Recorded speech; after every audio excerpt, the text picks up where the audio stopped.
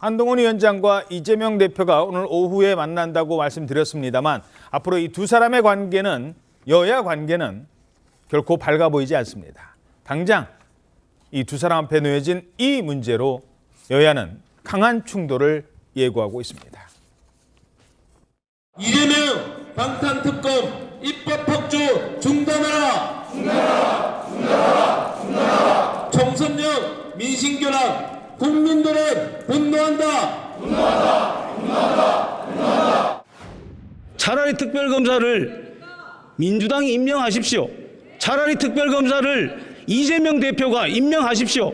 편향적인 특별검사는 내년 총선까지 일방적인 언론 브리핑을 할 것이고 대통령과 대통령 부인을 흠집 내서 내년 총선에 이용하겠다는 의도가 분명합니다. 들어와서 투표나 하세요. 야당이 특검을 추천한 전례도 있었고요. 브리핑하는 것도 전례가 있었던 상황입니다. 그래서 그거는 아마 누구보다도 한동훈 비대위원장이 본인이 최근 특검을 했었기 때문에 그는 잘 알고 계실 겁니다. 특별검사를 임명하여 엄정히 수사함으로써 그 진상을 신속히 규명해야 합니다. 특별검사 임명 등에 관한 법률안에 대한 수정안은 가결되었음을 선포합니다. 민주당에서는 김건희 특검법이라 부르고 있습니다. 국민의힘에서는 도이치모터스 특검법이라 부르고 있는 이 법안이 논란 속에 강행 처리됐습니다. 총선까지 끌고 가겠다라는 민주당, 그렇게는 안 될 것이다 라는 국민의힘. 조선일보 사면 보시겠습니다. 야당 최순실 사태에 100명 규모의 슈퍼특검을 추진한다. 최순실 사태 때보다 오히려 많다. 뭐 이런 지적도 있고요. 10년 전 주가 조작 사건입니다. 사실 이 투자한 게 2008년 뭐 이때부터 시작된 거예요. 그런데 100명의 특검 규모로 조사를 한다. 게다가 민주당은 본회의 표결 직전에 법안을 또 한 번 수정했습니다. 아예 국민의힘 빼고 갈 수 있게 한 번 더 바꿉니다. 대통령이 소속된 교섭단체는 특검 추진 못한다라고 했거든요. 대통령이 소속되면 못한대요. 그러니까 그러면 탈당하면 되겠네. 탈당해도 못하게. 소속됐거나 과거형으로 소속돼 있거나 됐었거나 이렇게 바꾼 겁니다. 자, 최지영 기자, 일단 쟁점부터 정리를 해보죠. 예, 일단 이 특검법 이름이 긴데요. 김건희 여사의 도이치모터스 주가 조작 의혹 진상규명 특별특검법입니다. 이 특검법이 시행이 되면 최대 20일 동안 준비를 거쳐서 최장 70일 동안 수사를 가능할 수 있도록 하겠다기 때문에 내년 4월 10일로 예정된 총선까지 계속 이 특검법을 수사하고 특검법으로 수사를 하고 김건희 여사 수사를 하고 이 수사 상황에 대해서 비정기적으로 불시에 브리핑까지 할 수 있게 되는 법안입니다. 말씀 주셨던 대로 원래는 그 대통령이 소속되지 아니한 교섭단체, 그러니까 민주당과 그 외의 비교섭단체가 같이 합의를 해서 특검을 임명한다 이렇게 돼 있었는데 이 부분을 좀 더 구체화해서 대통령이 소속됐거나 소속됐었던 교섭단체는 제외한 나머지 교섭단체와 비교섭단체가 특검을 논의할 수 있도록 했습니다. 예. 그 비교섭단체 역시 그 비교섭단체 가운데 원내 의석이 제일 많은 정당으로 한정을 했거든요. 그러면 사실상 원내 뭐 소수정당 뭐 의석 1명 가진 양양자 의원의 한국의 희망이라든지 뭐 용해인 의원의 기본소득당 같은 정당들은 이 특검 논의에 포함이 될 수 없도록 그러니까 민주당과 정의당 딱 두 당만 논의를 할 수 있도록 한 겁니다. 그게 이제 법에 아예 포함이 돼 있어요. 예, 이 부분을 놓고도 이제 뭐 뒷말이 나오긴 하는데 정의당 입장에서 소수정당을 이렇게 원천 배제하도록 비교섭 단체 중에 원내 의석이 제일 많은 정당 이렇게 특정을 하는 것이 정의당의 스탠스와 과연 맞는 것이냐 뭐 이런 비판까지도 지금 나오는 대목이긴 한데요. 어쨌든 이 두 정당이 모든 특검법에 대해서 논의할 수 있도록 세팅을 해놨다는 점, 이 부분이 지금 뭐 주목을 받는 포인트이고요. 여당에서는 이에 대해서 이 여당, 그러니까 야당에만 특검 추천권을 주는 것은 전례가 없었던 일이다 이렇게 비판을 하면서 과거 국정농단 수사 경우에만 여당이 배제됐지 그 이후에 어떤 특검도 이런 전례는 없었다 이렇게 비판을 하고 있는 상황입니다. 예, 지금 상황 어떻게 보십니까? 저는 민주당이 사실 지난 4월에 이 법안을 처음에 국회에 올려서 패스트트랙에 태우지 않았습니까? 예. 저는 그때부터 저는 이 법안에 정략적 의도가 있었다고 생각합니다. 왜냐하면 6개개 180일의 숙려 기간을 신속 법안을 거치게 돼 있지 않습니까? 딱 12월을 겨냥한 겁니다. 그래서 이제 여기서 특검의 준비 기간을 거쳐서 수사를 시작해서 최대 120일까지 하게 되면 이게 총선과 딱 떨어지는 그 말하자면은 일종의 시기적 플랜을 다 역산해 놓고 시작한 거고요. 자, 그것까지 넘어간다 쳐도 최소한 저는 어저께 통과된 법 중에 3가지 점은 지적돼야 마땅합니다. 첫 번째가 법률의 명확성이 없습니다. 수사했으면 정확한 타겟을 설정해 가지고 그다음에 명확하게 여기에만 수사하겠다 이렇게 해서 특검이 가야지 여기서 과정에서 불거진 모든 일들을 특검이 다 들여다볼 수 있고 관련자들 진술에 따라서 새로운 수사 범위를 확대할 수 있다. 이거는 위헌적 요소가 다분한 거고요. 두 번째는 여야가 균형을 갖춰가지고 당연히 특검에 대한 추천을 해야죠. 근데 여당이 추천하는 특검은 절대 안 된다. 야당만 추천을 할 수 있다. 이 얘기는 이 법안이 정략적임을 이미 방증하는 거죠. 그래서 대통령이 혹시나 탈당해서 국민의힘이 야당이 될까 봐 그 야당이 되는 것조차도 이미 어저께 봉쇄해버렸어요. 세 번째 가장 중요한 거 인권의 무력화입니다. 만일 브리핑을 한다. 그 상시 브리핑을 계속 하게 될 텐데 사실관계로 확인되지 않은 것까지도 이야기를 하면 국민들은 총선을 앞두고 이게 사실인가라고 오해를 할 수가 있어서 투표의 객관성이라든가 공정성 그다음에 정말 중립성이 다 무너지는 거죠. 형해야 되는 거죠. 이런 측면에서 저는 대통령실이 거부권을 명확하게 행사하는 건 당연하다고 보는데 오히려 저는 민주당이 이러한 법안에 대해서 보완적으로 뭔가 특검의 균형이라든가 이런 걸 가졌어야지 어저께 마지막 하나까지 남은 독소조항 즉 야당이 혹시 낼 수 있는 가능성을 대비해서 그것까지 원천 차단한 건 저는 이 법안이 정략적인 거라는 걸 스스로 자인했다. 저는 이렇게밖에 볼 수 없습니다. 예. 자, 지금 말씀하신 게 바로 이 수사 범위가 모호하다라는 건데 민주당 역시 이 점을 피해가지 않았습니다. 숨기지도 않았습니다. 역대 대통령이 본인의 가족과 관련된 특검을 거부한 적은 없었습니다.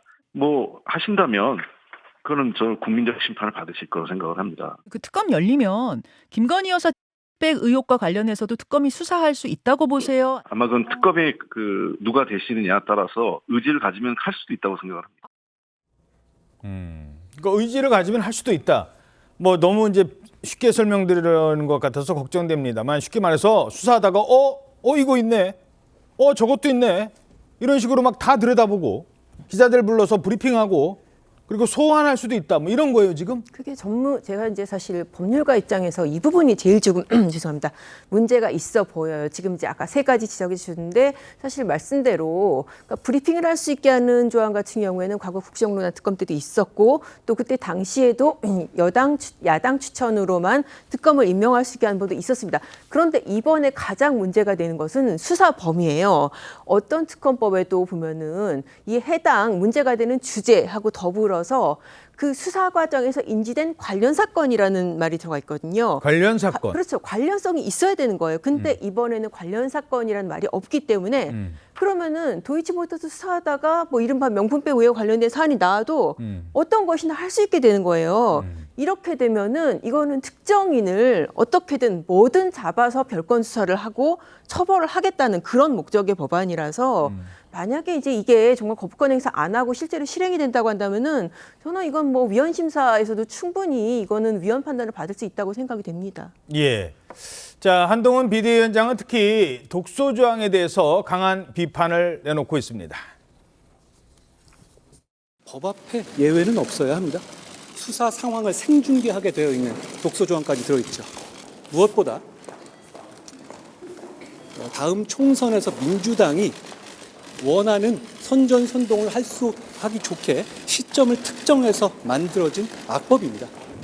그런 악법은 결국 국민들의 정당한 선택권을 침해하는 문제가 있거든요.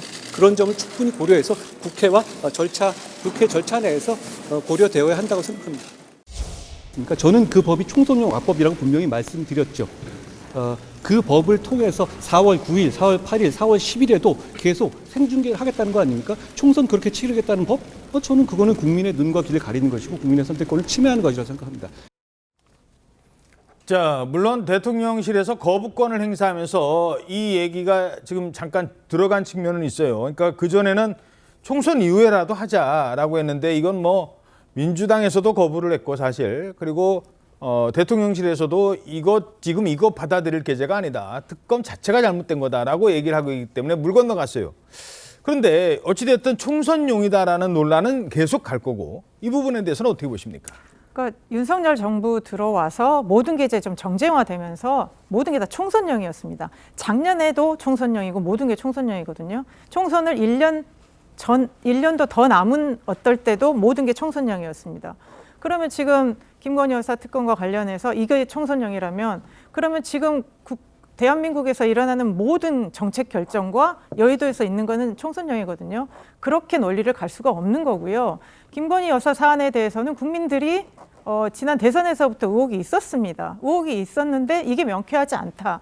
그리고 김건희 여사를 둘러싸고 계속 다른 것들도 있었기 때문에 기본적으로 저는 국민의 신뢰를 잃은 상태에서 특검까지 올 수밖에 없는 이 상황이 진짜 민주당의 그 폭거인가, 그게 아니라 저는 국민의힘과 용산이 먼저 자문하고 반성해야 될 그런 사안이라고 보고요.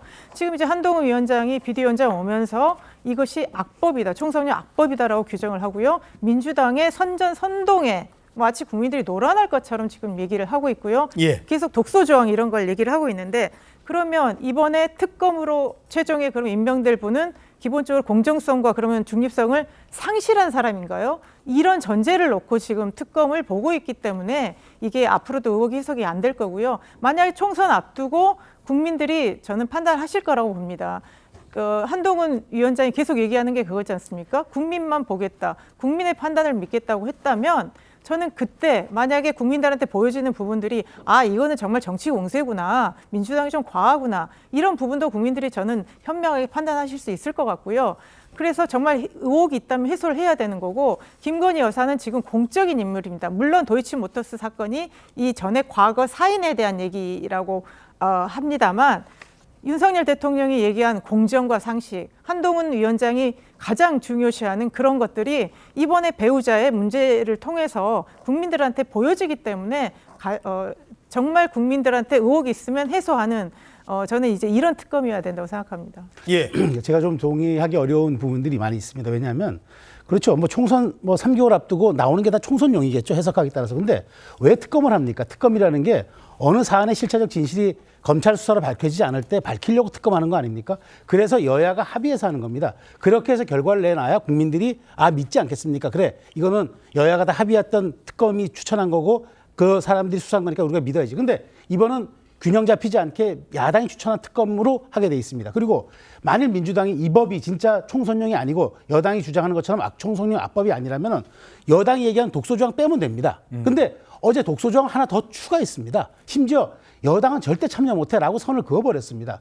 그런 법안이 총선령 악법이 아니라면 도대체 어떤 게 총선령 악법입니까? 그래서 이런 점들은 민주당이 어쨌든 역풍을 저는 맞을 거라고 봅니다. 물론 거부권 행사에 따른 여당의 부담도 상당할 겁니다. 그럼에도 불구하고 이렇게 무리했던 법을 강행시켰던 것은 아마 대한민국도 헌정사의 오점으로 기록될 겁니다. 예.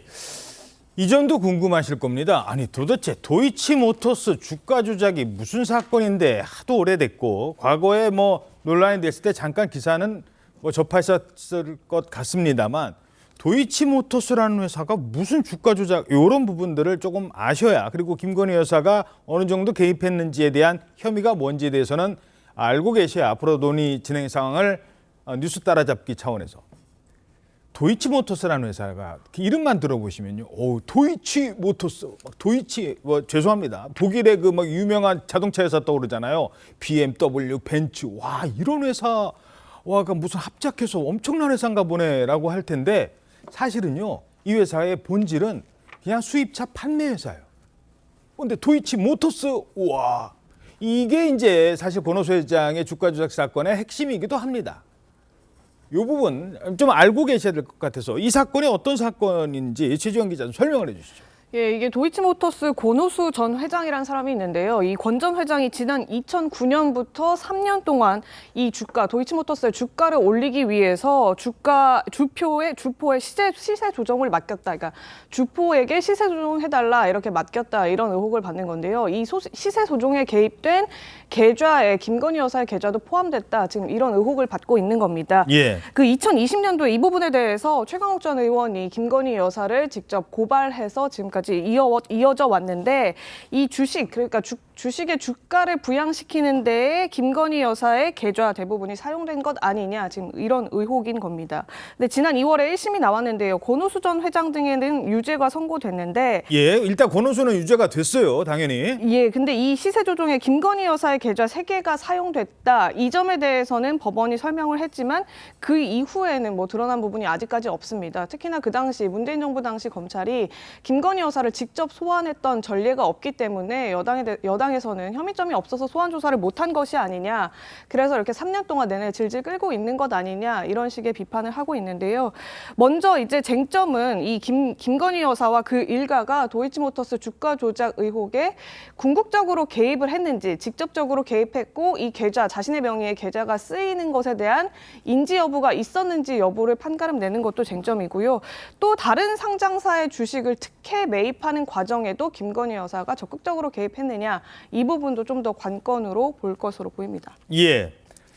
자, 사실 이 문제를 조선일보에서 가장 오래 취재했던 기자가 양은경 기자인데, 지금까지 이 수사 상황 국민들이 좀 이해하실 수 있게, 시청자 여러분께서 쉽게 알 수 있게 좀 상황을 좀 설명을 해주세요. 일단은 이 사건은 이제 주가 조작 사건입니다. 그래서 2020년 4월에 최강욱 전 의원이 고발을 해서 19개월 동안 검찰에서 수사를 했습니다. 어떤 검찰이냐면 문재인 정부의 검찰이었고, 예. 그 문재인 대통령의 대학 후배이자 친문 검찰로 평가받는 이성현 중앙지검장이 꾸린 수사팀이 수사를 했었습니다. 19개월 동안 수사를 해서 나왔으면 그때 나올 그렇죠. 수도 있었겠네. 권오수 회장이랑 이른바 주가 조작 선수들을 기소를 했습니다.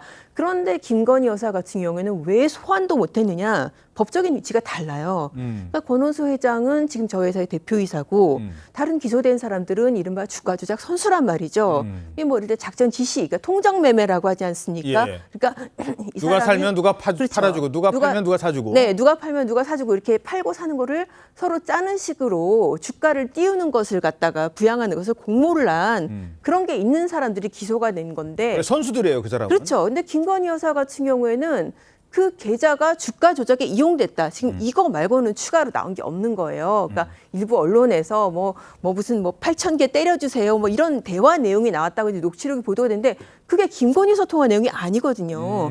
이 주가 조작 선수들인 거예요. 그러니까 그때 문재인 정부 검찰에서 정말 뭐 망신 주기로 하려고 한다면 얼마나 충분히 소환 조사도 할 수 있었고, 그리고 이 주가 조작 선수들을 통해서 계좌 전주한테 혹시 지시를 받았냐, 전주가 알고 있느냐, 이거 물어봐서 가려낼 수 있었던 사안이거든요. 그러니까 검찰이나 이게 안팎에서는 지금 어떻게 얘기를 하냐면은 무혐의 처분을 해야 되는데, 당시 문재인 정부 검찰이지 않습니까? 그럼 무혐의 처분하면은 자기네들이 그게 지금 어떻게 보면 오점으로 남기는 거잖아요. 그러니까 문재인 정부 검찰의 입장에서는 어떻게든 좀 정권에 공을 세우고 이 지금 그 윤석열 당시 검찰총장한테 스크래치를 내야 되는데 그 무혐의 처분을 하지도 못하고, 그런다고 기소도 못하고 놔둔 결과가 지금까지 온 것이라고 저는 지금 분석이 됩니다. 예. 추미애 장관, 박범계 장관을 거쳤던 사건이었습니다. 뭐 어찌됐든 뭐 논란이 계속되니까 대통령실은 거부권 행사할 뜻을 뭐 한 20분 만에 분명히 내놨습니다. 지금 국회에서 쌍특검 법안이 통과됐습니다. 대통령은 법안이 정부로 이송되는 대로 즉각 거부권을 행사할 것임을 말씀드립니다. 자, 그러면 뭐 거부권 행사한 것까지는 어느 정도 예상이 된 거니까 앞으로는 어떻게 될 것이냐. 이게 이제 총선과 맞물려서 이것도 여당, 야당, 특히 민주당에서 여러 계산을 지금 하고 있습니다. 처음에는 이제 과반으로 통과를 시키잖아요. 대통령이 거부권을 행사하면 그때는 더 많은 의석수가 필요합니다. 3분의 2가 찬성을 해야 돼요. 그 문턱을 넘어야 되는데, 야, 이거를 3분의 1을 넘길 수 있을까? 지금 민주당 의석으로 할 수도 있겠다. 이렇게 하면 이런 얘기들이 나오는 겁니다. 서울신문 이면 기사입니다. 자, 적어도 199표를 확보해야 이제 되는 겁니다. 지금 298석을 기준으로 했을 때. 자, 199표를 확보를 해야 되는데 어떻게 해야 되느냐? 지금 하지 말고 좀 기다려봐. 아니, 언제? 좀 기다려보면 국민의힘 공천하잖아. 공천할 때 그 공천 탈락자들 있을 거 아니야. 그분들이 그분들이 우리 도와줄 수도 있어. 최재원 기자. 미안합니다. 너무 제가 좀 비약을 했는데 그런 식으로 지금 계산을 하고 있는 거예요. 근데 뭐 취재를 해보니까요, 민주당 이제 지도부 쪽에서는 어쨌든 그 재표결 시기가 특정돼 있는 것이 아니기 때문에 표결 날짜를 최대한 미루자 이런 생각은 어느 정도 있는 것 같습니다. 표결에 붙이더라도 만약에 이제 3분의 2가 안 돼서 그냥 바로 기각이 되게 된다면 그 부분 역시 이제 더 이상 끌고 나갈 동력이 안 생기기 때문에 최대한 이 특검법에 대한 공방을 좀 더 벌인 이후에 표결에 붙이자 이런 기본적인 전략을 있는 것 같은데요. 예. 다만 이제 국민의힘에서 이탈표까지 끌어내서 실제 이 특검법을 통과시킬 수 있을 것이냐 이것에 대한 해석은 아직까지는 좀 분분한 상황입니다. 잠깐만요. 일단 이탈표가 몇 표가 필요해요? 국민의힘의 이탈표가. 최소 15표 정도는 받아야 합니다. 왜냐하면 지금 재적 의원이 298명인데요. 적어도 15표에서 19표까지는. 예, 그런데 이제 그 민주당과 야당 성향의 무소속 의원 등이 전부 다 가결표를 행사한다고 하더라도 예. 184표에 불과해지기 때문에 나머지 15표를 받아내야 되는데 지금 그 여권 성향의 무소속 의원 황보승희 의원이랑 하영재 의원이 있거든요. 이 두 무소속 의원이 만약에 투표에 참여한다 하더라도 13표를 더 얻어야 되는 상황입니다. 그런데 지난번에 이제 어제 특검법 표결에 이 무소속 의원 두 분은 참석을 하지 않았거든요. 그러니까 이 두 명의 표결도 불투명한 데다가 추가 일탈표 15표를 확보를 해야 되기 때문에 지금 시점이 나오는 게 국민의힘 이제 공천 과정, 그러니까 공천이 어느 정도 일단락된 직후에 표결에 붙이게 된다면 공천에서 떨어진 사람들이 뭐 앙심을 가질 수도 있고 하니까 반란표가 조금 이탈표가 생기지 않을까. 일단 무기명 투표예요, 그때도. 예, 무기명 투표이기 때문에 좀 더 자유롭게 이탈표를 이끌 수 있지 않을까 이런 전략이 나오긴 하는. 죄송합니다. 무기명인지 여부는 좀 봐야 되겠네요. 예, 아닐 수도 있습니다만. 어떻게 인사와 관련된 게 아니기 때문에. 예. 그런데 이제 이 부분에 대해서도 해석이 좀 분분한 게 그렇게 되려면 이제 본회의가 2월이나 3월 중에 열려야 하는데 왜냐하면 공천 작업은 2월 늦으면 3월까지도 이뤄질 수 있기 때문에요. 그렇게 되는데 2월, 3월에 국회의원들이 다 지역 나가서 선거운동해서 한참 바쁠 텐데. 본회의가 설령 합의로 열린다 하더라도 참석률이 저조할 수 있다 이런 해석이 지금 나오고 있어서 그때까지 미뤘다 표결을 붙이기 어렵다는 얘기도 있고요. 만약에 이걸 이제 총선 직후 5월 본회의에서 연다 라고 할 경우에도 이제 뭐 총선에서 이미 떨어진 국회의원들이 임기는 이제 6월까지 가기 때문에 표결에 참여는 할 수 있는데 그때는 국민의힘 이탈표뿐만이 아니라 민주당에서도 이탈표가 나올 수 있다. 그래서 그 표 계산도 역시나 할 수가 없는 상황이라서 마냥 이제 표결을 지연시킬 수만은 민주당 입장에서도 없는 상황이다. 지금 이런 얘기도 나옵니다. 예. 자, 그러니까 지금 뭐 쭉 말씀드렸습니다만 좀 복잡해서 이게 막 숫자로 얘기하니까 그러니까 민주당에서는 국민의힘 이탈표가 가장 많이 생길 수 있는 그 시점. 그런데 이렇게 얘기하잖아요. 지금도 최재원 기자가 전해드렸지만. 그럼 민주당은 이탈표 없을까? 민주당에서 공천 탈락한 사람은 그래도 김건희 특검법을 해야지 할까? 이제 그거거든요. 먼저 국민의힘에서 이탈표가 나올 가능성 어떻게 보십니까? 그러니까 지금 저는 이 생각 자체가 상당히 좀 정치 공학적이라는 느낌이 좀 듭니다. 물론 그래서 저희들이 그건 전제로. 예. 내가 공천을 못 받았으니까 내가 뭐 홧김에 약간의 투표 뭐 이런 방식인데 그러니까 국회의원이라는 게 개개인이 헌법기관이고 입법기관이기 때문에 본인의 소신에 따라서 투표를 하는 게 이제 기본이고요. 물론 이제 감정이나 이런 거에 따라서 뭐 다른 뭐 할 수도 있겠지만 이탈표라는 게 어쨌든 15에서 뭐 20명까지 나온다고 했을 때는 그거를 조건을 상정해 놓고 나중에 뭐 이렇게 해서 이탈표로 인해서 가결이 나올 것이다. 그렇게 전략을 세우기에는 그렇게 안전한 전략은 아닌 것 같고요. 예. 그러면 민주당에서도 공천을 못 받아서 이탈표가 나온다. 저는 그러니까 이탈표의 부분은 국민의힘이 훨씬 많이 나올 가능성이 있고요. 그러니까 민주당 쪽에서는 공천을 못 받았다고 하더라도 윤석열 대통령이나 김건희 여사에 대한 평가는 일치하기 때문에 저는 민주당 쪽 이탈표는 되게 극소수일 것 같고요. 예. 국민의힘에서는 나올 수는 있겠지만 이게 그걸로 인해서 가결이 된다. 이거는 쉽지 않은 상황인 것 같습니다. 예. 질문 드리기 전에 요거는 혹시나 해서 제가 정리를 하고 가야 될 것 같습니다. 자, 어제 한 그 가부는 기명이에요. 어제 전광판에 막 찬성 다 떴지 않습니까? 전원 찬성. 그런데 이게 거부권을 행사해서 재투표를 할 때는 무기명이라고 합니다. 자, 그렇다 보니까 지금 내가 찬성표를 던졌는지 반대표를 던졌는지 좀 홧김에 정말 어떤 투표를 했는지는 몰라요. 그래서 표 계산을 한다는 점까지는 말씀드리고. 자, 그러면 민주당에서는 이탈표가 없을까요? 이 부분은 어떻게 생각하십니까? 그러니까 제가 말씀드린 거 지금 이게 말하자면은 양당의 공천 작업에 따른 일종의 뭐 이삭죽기 형태로 한번 이걸 치러보자는 거 아니겠습니까?